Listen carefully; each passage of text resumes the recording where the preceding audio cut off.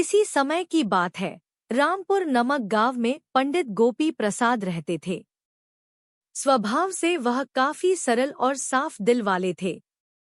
उनमें किसी भी प्रकार की बुराई नहीं थी। अपने और अपने आसपास के गांव में पूजा पाठ कर वो अपना जीवन यापन करते थे। एक दिन की बात है, पास के एक गांव में गोपी पंडित पूजा कराने गए थे, जहां उन्हें दक्षिणा के रूप में गाय का एक बछड़ा मिला। उस बछड़े को पाकर पंडित जी काफी खुश थे। पूजा उपरांत जो ही वे बछड़े को लेकर अपने गांव की ओर बढ़ रहे थे कि तीन ठग की नजर पंडित जी और उनके बछड़े पर पड़ी। तीनों ने आपस में सोचा कि क्यों ना पंडित जी से ये बछड़ा ठग लिया जाए और इसे महंगे दाम में किसी दूसरे व्यक्ति को बेच दिया जाए, जिससे कुछ दिनों तक हमारा जीवन मौज में बीते। ये सोचकर तीनों ठग कुछ कुछ दूरी पर जाकर खड़े हो गए। पंडित जी जैसे ही कुछ दूर आगे बढ़े, पहला ठग उन्हें टोकते हुए बोला, पंडित जी आप ये बकरी का बच्चा लेकर कहाँ जा रहे हैं? पंडित जी चूंकि बछड़े को लेकर जा रहे थे, इसलिए उन्होंने गुस्से में झुलझुलाते हुए कहा, मूर्ख ये बकरी का नहीं गाय का बच्चा है। ठग ने इसके जवाब में कहा, क्षमा कीजिए मुझे, परंतु मैं तो वही बोल रहा हूँ जो मैं अपनी आंखों से देख रहा हूँ। पंडित जी उसके बातों को दरकिनार करते हुए कुछ दूर ही आगे बढ़े थे कि उन्हें दूसरा ठग मिल गया।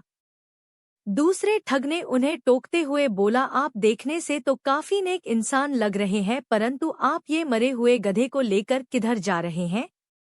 ये बातें सुनकर पंडित जी का गुस्सा तो जैसे अब सातवें आसमान पर चढ़ चुका था।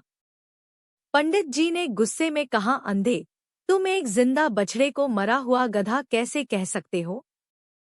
दूसरे ठग ने हाथ जोड़ते हुए कहा, जी मैं तो वही कह रहा हूँ जो मैं अपनी आंखों से देख रहा हूँ। यह कहते हुए दूसरा ठग वहां से भाग गया। ये सब बातें सुनकर पंडित जी थोड़े घबराए हुए आगे बढ़े। वे कुछ दूर आगे बढ़े ही थे कि उन्हें तीसरा ठग भी मिल गया। उसने पंडित जी से कहा, आप ये अपने साथ कुत्तों की फौज लेकर कहाँ जा रहे हैं? उसकी बातें सुनकर तो पंडित जी की घबराहट अब और भी बढ़ चुकी थी। उन्होंने मन ही मन सोचा कि क्या मेरे साथ यह जानवर सच में गाय का बछड़ा या ये कोई भूत प्रेत है।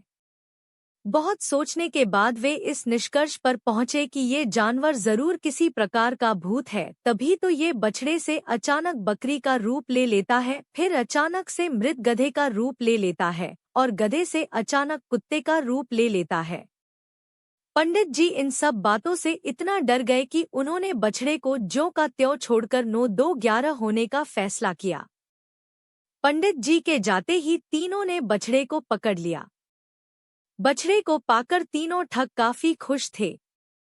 उन्होंने उसे बेचकर काफी सारा धन कमा लिया और कुछ दिनों तक उनका जीवन काफी मौज में बीता। सीख: हमें जल्द किसी की भी बातों में नहीं आना चाहिए। हमें स्वयं पर विश्वास होना चाहिए, वरना दूसरे कभी भी हमारा फायदा उठा सकते हैं।